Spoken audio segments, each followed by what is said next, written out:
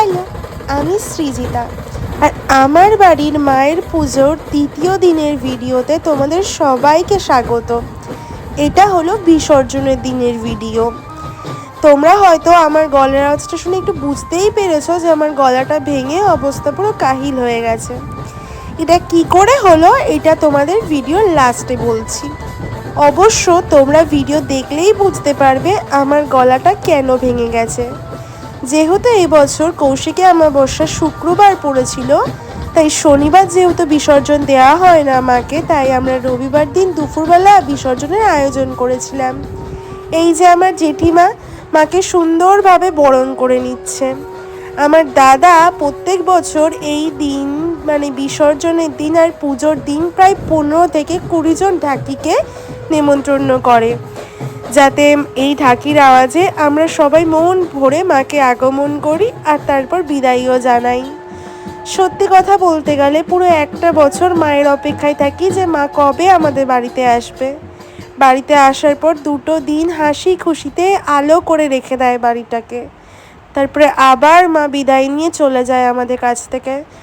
মন খারাপও হয় যখন মা চলে যায়, কিন্তু কি আর করা যাবে, ওই যে আবার আশ্বাস দিয়ে যায় যে একটা বছর পরে আবার আমি তো আসছি। তাই ভেবেই আবার নিজেদের জীবনযাপন নতুন করে শুরু করে ফেলি। সবথেকে ইন্টারেস্টিং ব্যাপার হলো, তোমরা কি কোনোদিনও দেখেছো যে বৃষ্টি মাথায় ছাতা নিয়ে সবাই মাকে বিসর্জন দিতে যাচ্ছে? দেখোনি তো না? এই নাও আমার বাড়িতে আমার ফ্যামিলিকে দেখে নাও।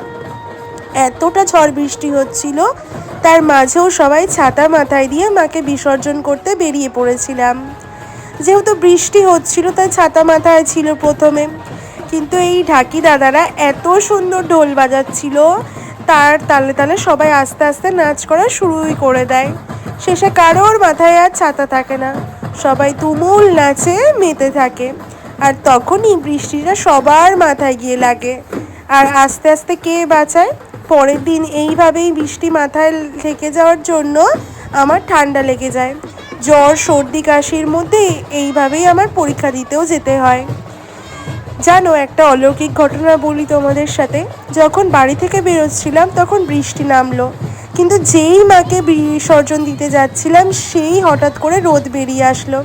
আর দেখো মায়ের মুখে কি সুন্দর রোদটা পড়েছিল।